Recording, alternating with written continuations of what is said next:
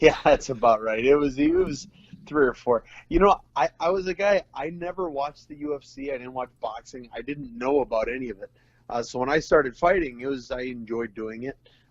So I kind of started a gym and said I'm going to keep doing this. It wasn't until I was 6-1 as an amateur and 4-0 as a pro before I thought maybe I'll start training a little bit. And so I trained myself for the first 12 or 13 fights.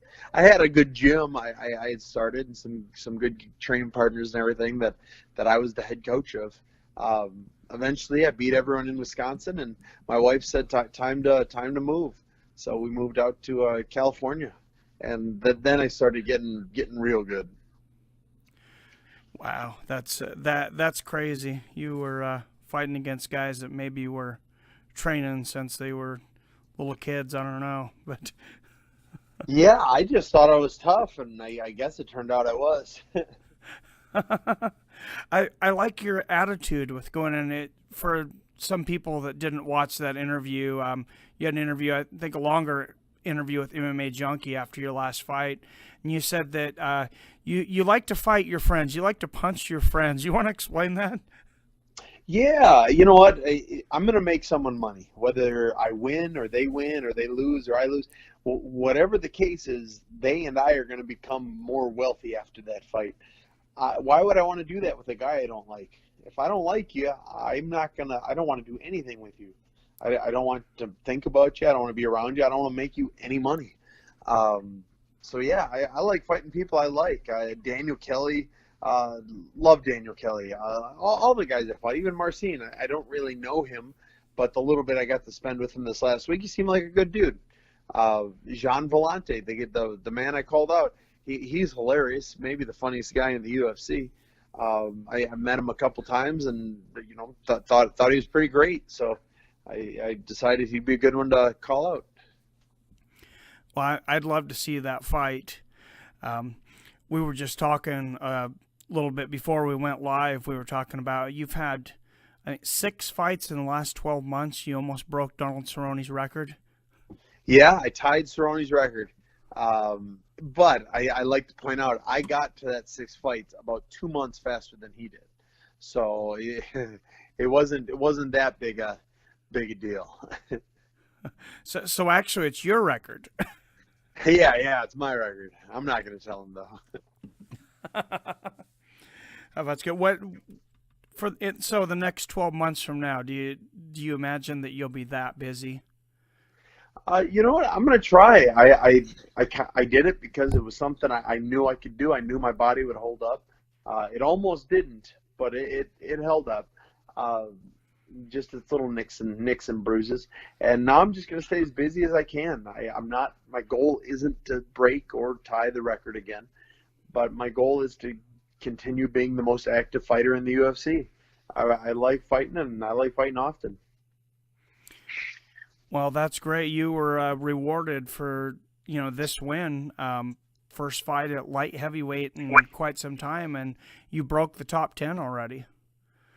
I don't think I did officially. I did see a couple posts, but I think it was for uh, I think it was for different media outlets that are putting me there. Okay, I'll have to look at. Yeah, I don't know if the UFC had updated their stats. I thought I'd heard that on Fox. It might have been another outlet. I listen to a lot of different outlets, but you're definitely going to be right there on the mix. As I thought the joke was funny with Daniel Cormier. You had Daniel Cormier sitting down there at the commentator's booth, and you said, kind of funny. You go to light heavyweight 2 days after or before I come to light heavyweight. Yeah. How would you go about beating Daniel Cormier though if you were going to fight him? Uh, I'd try and punch him in the face real hard before he could do anything else to me. Nobody else has had any luck with it, but maybe I'd be the guy. Well, I love that answer. That 85% takedown defense definitely would come in handy. Of course, DC, one of the best wrestlers of all time in mixed martial arts. But I've never fought an Olympic wrestler before, so maybe my takedown stat would get a little worse after that fight. But I would definitely try to not get taken down. For sure. But I mean, 205's kind of looking wide open. I mean, we don't really know what's going on with Jones. He had his hearing with the California State Athletic Commission today. I think the USADA still has to make their official decision, but he's probably not going to go back to light heavyweight. Obviously, DC's moved up. Gustafson kind of is maybe the favorite out there. Where do you think you are in that picture? You know what? I've had one fight at 205 against a man who'd never fought in the UFC before. I'm thrilled to be where I am, but I'm not going to kid myself into thinking. I'm not going to kid myself into thinking that I'm at a title shot just yet. But I'll get there. I'm officially making my trek to a title in either 85 or 205, and I'm just going to keep fighting and winning. Hey, well, that's the one thing they can't deny you for. You keep winning. That's the one thing you can control in there for sure. And I like your attitude. You definitely seem like a really humble guy. Yeah, I like what I do. So most guys, you say you like to fight your friends, and you're always smiling. I mean, obviously your nickname, Smilin Sam Alvey. A lot of guys take a different thing into the cage, and I want to say a lot of people get into mixed martial arts, myself included, when I was in high school, because because they were bullied and kind of wanted to learn how to defend themselves. Did you have any of that kind of thing coming up, or it was just fun for you in a sport? I never took any self-defense classes. I never did anything like that. I played trumpet, so I'm sure kids made fun of me. I was just oblivious to it. Yeah. I never intended on becoming a fighter. I didn't know it was something I could do. I didn't know it was something people did. I like Jackie Chan. I like the Ninja Turtles.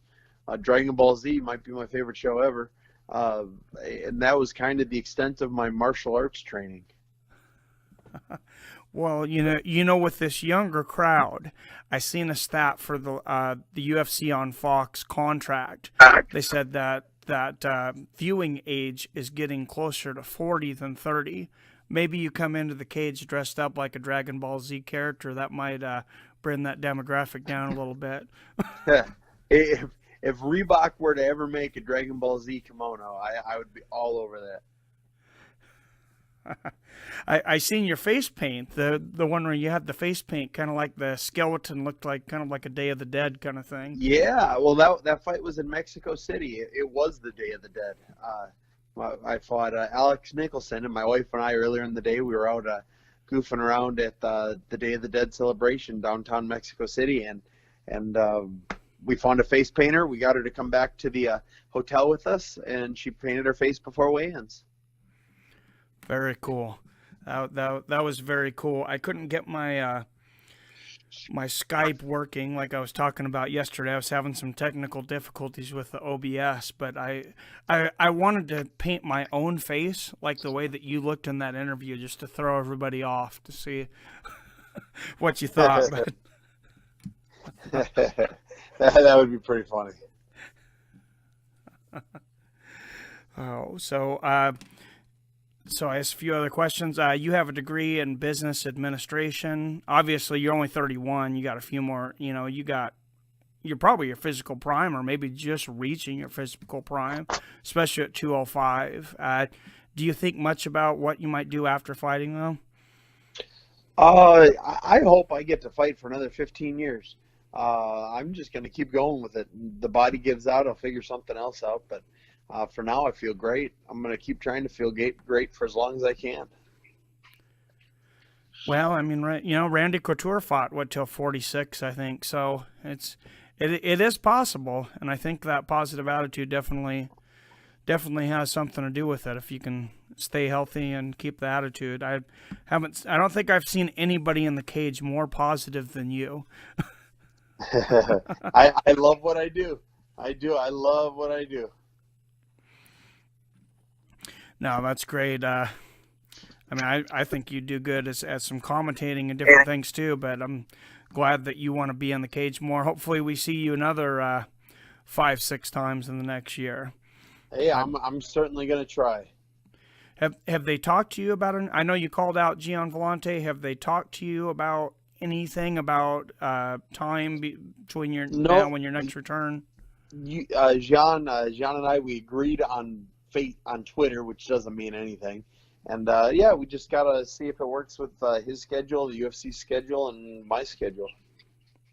Well, I hope that works out for you. I mean, I don't see any reason why you guys can't fight each other, and it's not like anybody's calling somebody out that's ranked way higher than the other. And I think that's a great fight. I love to call it. I do what's called kind of like fight companions, and we get together, 100 of us in a room or whatever, and we watch the fights and pay-per-views and kind of just talk and chat over it. And yours was definitely a fun one to watch.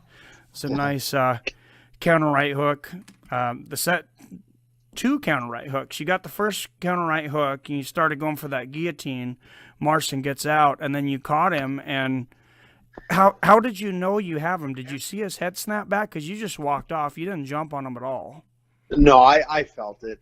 Every time I land that right hook or a big cross, you just kind of feel a little part of their soul fading away. And I felt it big time today. Well, that's Today, that day, I should say. I loved that quote, like a little piece of their soul. And take a little piece of soul from our friends.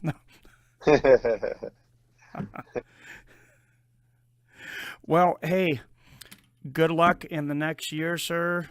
Thank you very much for coming on the show. How can people out there online find you?